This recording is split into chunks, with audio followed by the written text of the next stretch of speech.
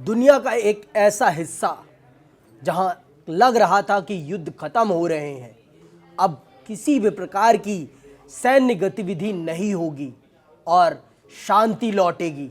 लेकिन फिर एक नई चाल चली गई है दुनिया के उस देश के द्वारा जो अपने आप को दुनिया का सर्वशक्तिमान कहता है, वो है अमेरिका। अमेरिका ने सीरिया में अपना सैन्य बेस बनाया है और ये सैन्य बेस आप समझिए किसके लिए बनाया होगा? ईरान के लिए। ईरान को टैगल करना चाहता है। क्या सच में ये शांति के लिए बनाया गया है या फिर किस उद्देश्य से बनाया गया है? आज वर्ल्ड वॉरियर में इसी बात को हम जानेंगे और समझेंगे कि अमेरिका का ये जो नया सैन्य बेस है, सैन्य अड्डा है, इसका क्या उद्देश्य है और ये मिडिल ईस्ट की राजनीति को कैसे बदलेगा, क्या प्रभाव पड़ेगा उस पर। इसी बात पर चर्चा करने के लिए हमारे साथ मौजूद है आयुष। तो आयुष, आप क्या समझते हैं कि क्यों ये सैन्य अड्डा बनाया जा रहा है अमेरिका के द्वारा सीरिया में? इसका क्या उद्देश्य है, इसकी क्या रणनीति है और किस रणनीति को ध्यान में रखते हुए अमेरिका ने इसको बनाया है? देखिए, अमेरिका जो भी काम करता है उसके पीछे कोई एक मोटिव नहीं होता कभी भी। और यहाँ पे जो पूरी डील है ये कुछ इस तरह से डिज़ाइन की गई कि हाथी के दांत दिखाने के कुछ और खाने के कुछ और। सबसे पहली बात तो ये, मतलब ये अपने आप में बहुत बड़ी हिपोक्रेसी है कि अमेरिका कहता है कि हम कभी टेररिस्ट से डील नहीं करते हैं, लेकिन सीरिया में जो तख्ता पलट हुआ है वो वहाँ के आतंकवादी गुटों ने और जो मिलिशिया ग्रुप्स थे उन्होंने तख्ता पलट किया था, जो वहाँ के राष्ट्रपति थे उनका। इसके बाद वहाँ पे एक जो पूरा अम्ब्रेला संगठन था आतंकवादियों का, उसके जो सरगना थे, उसको ट्रंप उससे हाथ मिलाते हैं और उसको वहाँ का नया राष्ट्रपति बना देते हैं। अब क्योंकि ट्रंप ने उनको वैलिड कर दिया है, वैलिडिटी मिल गई है अमेरिका की तरफ से, जो कहता है कि हम एकदम आतंकवाद के खिलाफ हैं, अब वही उस आतंकवादी का साथ दे रहे हैं। क्यों भाई? अमेरिका किसी भी हद तक जा सकता है ईरान को नीचे गिराने के लिए या चाइना को नीचे गिराने के लिए या रशिया को नीचे गिराने के लिए, क्योंकि यहाँ पर मिडिल ईस्ट की बात कर रहे हैं तो यहाँ पर सबसे बड़ा प्रतिद्वंदी है ईरान। तो ईरान को कब्जे में करने के लिए, ईरान को अपने अंडर रखने के लिए अमेरिका कुछ भी कर सकता है। और इसलिए उसने यहाँ तक कि एक आतंकवादी संगठन के जो सरगना था उसको उससे हाथ मिलाया, उसके साथ फोटो खिंचवाई ट्रंप ने, और जो है अब उसको सऊदी के जो क्राउन प्रिंस है MBS, उनके साथ एक तरफ MBS है, एक तरफ वो आतंकवादी, एक तरफ ट्रंप है, तीनों फोटो खिंचवाते हैं। यानी कि आपने उनको मान्यता दे दी। आप तालिबान को मान्यता नहीं दे रहे हैं, ट्रंप तालिबान को मान्यता नहीं दे रहे हैं, लेकिन ट्रंप ने सीरिया में उस आतंकवादी संगठन के सरगना को मान्यता दे दी, सिर्फ इसलिए क्योंकि उसके माध्यम से उनका एक हित जुड़ा हुआ है। तो सबसे पहला तो ये। लेकिन ट्रंप कभी भी जो है वो ये नहीं है कि वो सैन्य जो है अड्डे बना करके ही रुक जाएंगे, नहीं। सैन्य अड्डे तो वहाँ जॉर्डन में भी है, इराक में भी हैं, सीरिया में, बहरीन में है ना, UAE में है, सऊदी में है, इजराइल में है, उसके आसपास है। तो इतने सारे तो सैन्य अड्डे हैं, तो केवल सीरिया ही क्यों चुना उन्होंने? दो चीज़, एक तो जो क्योंकि उन्हें पता है कि आतंकवादी कभी भी पलट सकते हैं, तो उस आतंकवादी पोजीशन को अपने कंट्रोल में रखने के लिए, क्योंकि अगर वहाँ पे US मिलिट्री मौजूद रहेगी तो किसी भी कंडीशन में अगर इन फ्यूचर उनके खिलाफ कोई ऐसी वो ट्रेड डील करते हैं जिससे सीरिया की सरकार, वहाँ मौजूदा सरकार या वहाँ के लोग संतुष्ट नहीं होते हैं, तो जाहिर सी बात है कि अनरेस्ट होगा तो लोग हथियार उठाएंगे या अमेरिका के खिलाफ कुछ माहौल बनेगा, तो उसको पहले से अमेरिकन मिलिट्री वहाँ कंट्रोल कर सकती है। दूसरा, ये यहाँ से गुप्त तरीके से ईरान के खिलाफ ऑपरेशन चलाने वाले हैं, जो कि सीमा के पार जो है, या तमाम तरह के देश जो हैं इस तरह के ऑपरेशन चलाते हैं, ये हम सब जानते हैं।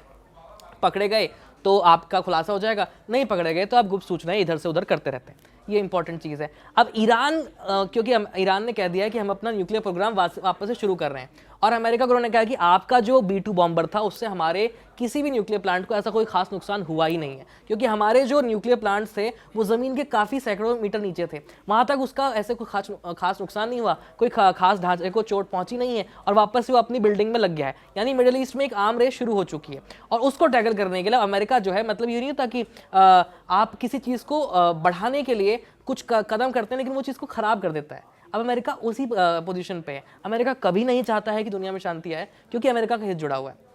उसकी US मिलिट्री जाएगी, फिर जो है उसकी जो डिफेंस इंडस्ट्रीज़ हैं वो एक्टिव हो जाएंगी, उनकी डिफेंस इंडस्ट्रीज़ को कॉन्ट्रैक्ट मिलेंगे, तो पैसा तो अमेरिका के पास ही आएगा ना। तो कहीं ना कहीं आप ये कह रहे हैं कि इसके माध्यम से आने वाले समय में अमेरिका डॉलर कैश करने जा रहा है? बहुत ज़्यादा, बेहिसाब। अमेरिका की पूरी इकोनॉमी ही मतलब अब जो है वॉर वाली चल रही है। आप चाहे यूक्रेन में देख लीजिए, चाहे अभी सऊदी के साथ जो है बातचीत चल रही है F-35 को लेकर के, उसमें चाहे आप इसराइल को देख लीजिए, इसराइल को वो मुहैया करा रहा है, चाहे पाकिस्तान को देख लीजिए, मतलब कहीं ना कहीं जो है वो ढूंढता रहता है या नेटो के किसी देश को देगा या मिडल ईस्ट के किसी देश को देगा और इसके ज़रिए अपना जो है वो कैश करता रहता है। तो आज के टाइम पर अगर ये जो ईरान के साथ, पहले तो आपने, हम सब जानते हैं कि गाज़ा युद्ध में शांति की बात कही गई और गाज़ा को सपोर्ट करने के लिए एक तरफ से ईरान आता है गाज़ा को प्रोटेक्ट करने की, तो कहीं ये गाज़ा का वो है ना, क्या बोलते हैं, जो एक्सेस ऑफ रेजिस्टेंस है, जो पूरा प्रॉक्सीज है ईरान की, जैसे लेबनान में हिजबुल्लाह हो गया, गाज़ा में जो है इस्लामिक जिहाद है और हमास है, ऐसे सीरिया में जो है वो शिया मिलिशिया ग्रुप्स हैं, बहुत छोटे छोटे ग्रुप्स हैं शिया मिलिशिया ग्रुप्स, वो काम करते हैं ईरान के लिए, ईरान उनको पैसे देता है, जैसे यमन के हूती विद्रोही हैं। तो एक तो अमेरिका की नाक में दम कर रखा है इन छोटे छोटे मिलिशिया ग्रुप्स ने। हिजबुल्लाह के खिलाफ इजराइल ने अटैक भी किया था, लेकिन हिजबुल्लाह वापस से अपने आप को बिल्ड कर रहा है क्योंकि ईरान लगातार पैसा पहुंचा रहा है। ईरान ने अभी इराक के यहाँ जो है कुर्द वो थे उनको भी हेल्प करना शुरू कर दिया, अब वो यहाँ पे कर रहा है। तो मतलब एक तरह से अमेरिका को लग तो रहा है कि भाई एक तरफ तो हम जो है शांति समझौता करा रहे हैं, दूसरी तरफ से हमास के पास या इस्लामिक जिहाद के पास या फिर ISIS के पास कहीं ना कहीं से जो है मदद पहुंच रही है। तो एक तरफ से उसको टैकल करने के लिए अमेरिका ने सोचा कि इस पूरे रास्ते की जो बीच में जड़ है सीरिया, हम वहाँ पर अपना बेस बना लेते हैं, तो एक जो सप्लाई चेन है हम उसको तोड़ सकेंगे ईरान के जरिए। तो सीरिया तो ज्योग्राफिकली बहुत इंपॉर्टेंट है अमेरिका के लिए, और उसके साथ साथ ईरान को भी कंट्रोल करना है उसे, और इजराइल को भी मिलिट्री सपोर्ट के लिए एक तरह से आप कह रहे हैं कि दूसरी चीज जो है ना, ट्रंप को थोड़ा सा वो भी है कि भाई एक आधा अवार्ड तो मेरे को शांति का मिल ही जाए। अभी पिछले साल जो है सीरिया में तख्ता पलट हुआ था, आपने देखा था कि सीरिया की वो जो जेल थी बशर अल असद वाली, उसमें किस तरह के मतलब मानवता को आप चकनाचूर कर देंगे, इस तरह के एक्सपेरिमेंट्स किए जाते थे लोगों के बीच में, इंसानों की चक्की पीसी जाती थी। तो ऐसे में ट्रंप के पास बहुत बड़ा वो रहेगा कि भाई ऐसे देश में जहां पर ऐसी चीजें हो रही थी वहां पर हमने शांति लेकर के आ दी, शांति स्थापित कर दी और अपना जो है बेस बना दिया।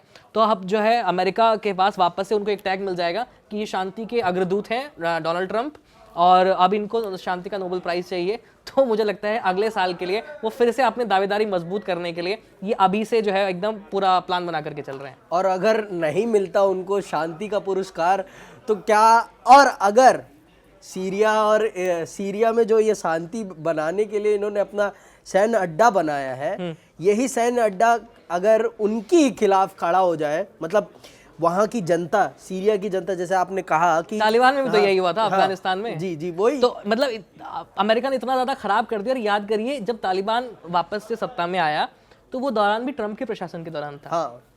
पहले वाले ट्रंप प्रशासन के दौरान उन्होंने वहां से अमेरिकी सेना को वापस बुलाया, और बुलाने के बाद जो है तालिबान ने जो है सत्ता पर कब्जा किया, और ट्रंप तो फिर मतलब इससे पहले अफगानिस्तान में जितने हजारों और सैकड़ों की तादाद में अमेरिकी सैनिकों ने अपनी जान गंवाई, अपनी शहादत दी, क्या वो सब बेकार चली गई? मतलब ट्रंप ने तो पानी फेर दिया ना उनकी शहादत पर, और वही काम वो शायद सीरिया में भी करने वाले हैं। अब ये आने वाला टाइम बताएगा कि ये सैन्य अड्डा मिडिल ईस्ट में शांति लाएगा या बर्बादी लाएगा। और इसी प्रकार की वर्ल्ड न्यूज़ पर डिबेट सुनने के लिए हमारे साथ जुड़े रहें कड़क पर, और हमारा शो वर्ल्ड वॉरियर देखते रहें। जय हिंद, जय भारत।